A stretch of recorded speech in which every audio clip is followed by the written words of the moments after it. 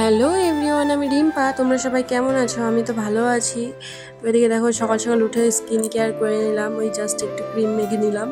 আর এদিকে দেখো, ঘর মুছে নিলাম। মা এদিকে পূজা দিচ্ছে, আর পূজা দিয়ে মা সবজি কাটছে, আমি ঘর মুছে মেখে নিলাম আটা। তো মা বলছে আজকে একটা জিনিস বানাবো। তো বললাম কি? তো বলে কি কারি। আমি তো এর আগে কোনোদিন কারি খাইনি। তো বললো কারি দিয়ে রুটি দিয়ে নাকি খুব টেস্ট লাগে। তো এদিকে দেখো, আমি রুটি ভাজছি। আমি রুটি বেলছিলাম, তো পাশের বাড়ি কাকে এসে বলছে তোমার রুটি বেলা দেখে আমার মায়া লাগছে, তো আমি বেলে দিয়ে দাও। আমি রুটি বেলতে পারি না ঠিক মতো। তো এদিকে দেখো, আমাদের টিফিন রেডি। তো আমি, বর, কাকি, মা সবাই খেতে বসে পড়লাম। তো খাওয়া দাওয়া শেষে আমি স্নান সেরে নিলাম, বর কাজে চলে গেছে। আর স্নান সেরে জামা কাপড় মেলে দিলাম। এদিকে দেখো, দুপুরে খাওয়া দাওয়াও সেরে নিলাম। আমার সয়াবিনের তরকারি এরকম মাখা মাখা খুবই ভালো লাগে। তো তোমরা কি কারি খেয়েছো? তোমাদের কেমন লাগে কারি? আমি তো প্রথমবার খেলাম, আমার তো খুবই ভালো লাগলো।